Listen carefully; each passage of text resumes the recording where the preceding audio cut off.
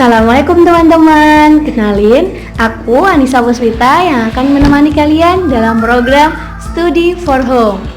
Hari ini kita akan belajar ekonomi kelas 11 semester genap, yaitu bab kerjasama ekonomi internasional dan kebijakan perdagangan internasional. Nah, pasti teman-teman pada tahu semua kan, kalau tidak ada negara yang bisa hidup sendiri dalam memenuhi kebutuhan negaranya.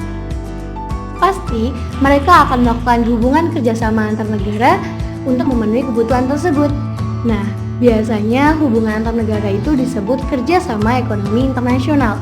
Tujuan dari kerjasama ekonomi internasional adalah pertama, untuk memenuhi kebutuhan barang dan jasa dalam negeri, meningkatkan produktivitas dalam negeri, memperluas lapangan kerja, dan menjalin rasa persahabatan. Bentuk-bentuk kerjasama ekonomi internasional dibagi menjadi dua, yaitu berdasarkan letak geografis dan berdasarkan jumlah pesertanya. Untuk berdasarkan letak geografis, maka kerjasama dibagi menjadi tiga, yaitu pertama, kerjasama internasional, di mana kerjasama dilakukan dalam bidang ekonomi oleh banyak negara di dunia. Yang kedua, kerjasama regional, yaitu kerjasama dalam bidang ekonomi yang dilakukan banyak negara namun hanya dalam satu kawasan. Dan yang terakhir, kerjasama antar regional, di mana kerjasama ini dilakukan oleh suatu negara dalam satu kawasan dengan negara lain tetapi dalam satu kawasan yang berbeda.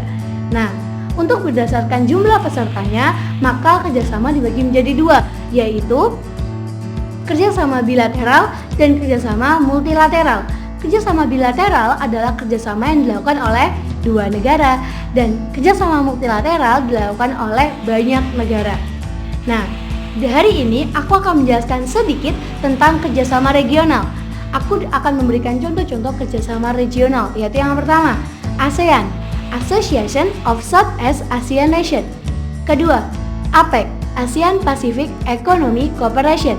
Ketiga, EED, European Economic Community. Dan yang terakhir, NAFTA, North America Free Trade Agreement.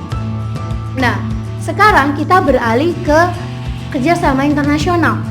Kerjasama internasional ini terdiri dari lembaga-lembaga internasional yang berada dalam naungan PBB dan juga berada tidak dalam naungan PBB. Contoh yang dalam naungan PBB yaitu yang pertama, IMF, International Monetary Fund. Kedua, ECOSOC, Economy and Social Council. Dan yang ketiga, ILO, International Labour Organization. Nah, untuk lembaga yang tidak dalam naungan PBB yaitu pertama, OPEC, Organization of Petroleum Exporting Countries.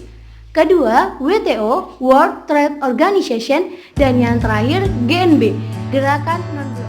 Tadi kita membahas tentang kerjasama ekonomi internasional yang berisi hubungan antar negara yang kegiatannya menjurus ke organisasi dan bertujuan untuk memenuhi kebutuhan negara tersebut. Maka kali ini kita akan belajar perdagangan internasional yang membahas kegiatan tukar-menukar antar negara yang kegiatannya lebih menjurus ke perdagangan seperti ekspor dan impor, di mana bertujuan untuk menambah devisa negara, menambah kesempatan kerja, dan menstabilkan harga dalam negeri. Teori yang digunakan dalam bab ini ada dua, yaitu teori keunggulan mutlak yang dikemukakan oleh Adam Smith dan teori keunggulan komparatif yang dikemukakan oleh David Ricardo. Faktor-faktor yang mempengaruhi perdagangan internasional adalah perbedaan sumber daya alam, perbedaan sumber daya manusia, perbedaan biaya produksi, perbedaan teknologi, dan perbedaan selera. Nah, dalam materi perdagangan internasional, maka juga akan diterangkan tentang materi kurs valuta asing. Saya percaya pasti kalian tidak asing dengan namanya kurs. Kurs adalah perbandingan mata uang dalam negeri terhadap mata uang asing. Nah, kurs dibagi menjadi tiga, yaitu kurs jual, kurs beli, dan kurs tengah. Faktor-faktor yang mempengaruhi keturunan kurs yaitu pertama, kebijakan pemerintah, sistem kurs yang ditetapkan pemerintah, kegiatan ekspor dan impor, serta inflasi. Sistem kurs ada tiga, yaitu kurs tetap, kurs bebas, dan kurs menengah terkendali. Sebenarnya fungsi kurs adalah mempermudah penukaran valuta asing dan pemindahan dana dari suatu negara ke negara lain. Jika kalian penasaran tentang penghitungan kurs jual dan kurs beli, maka nanti akan aku sertakan di video terakhir. Syaratnya, tonton video ini sampai selesai.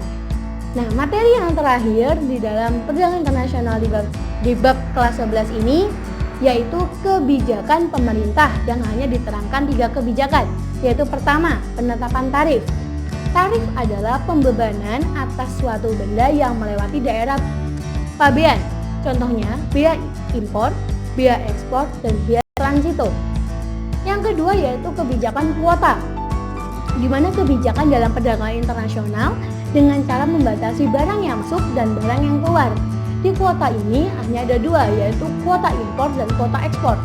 Terakhir yaitu subsidi, di mana pemerintah memberikan bantuan kepada produsen agar dapat menjual barangnya dengan harga murah sehingga dapat bersaing dengan barang-barang impor.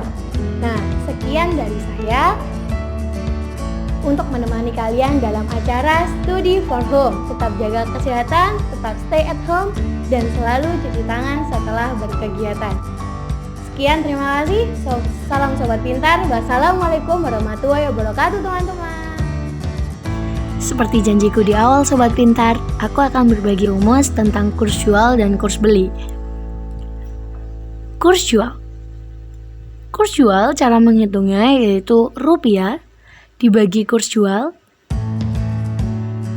akan menghasilkan berapa mata uang asing yang didapatkan. Kurs beli. Dalam kurs beli, cara penghitungannya yaitu mata uang asing dikali kurs beli akan menghasilkan rupiah yang akan didapatkan. Mudah kan Sobat Pintar? Pasti Sobat Pintar di rumah pasti bisa pelajaran ini.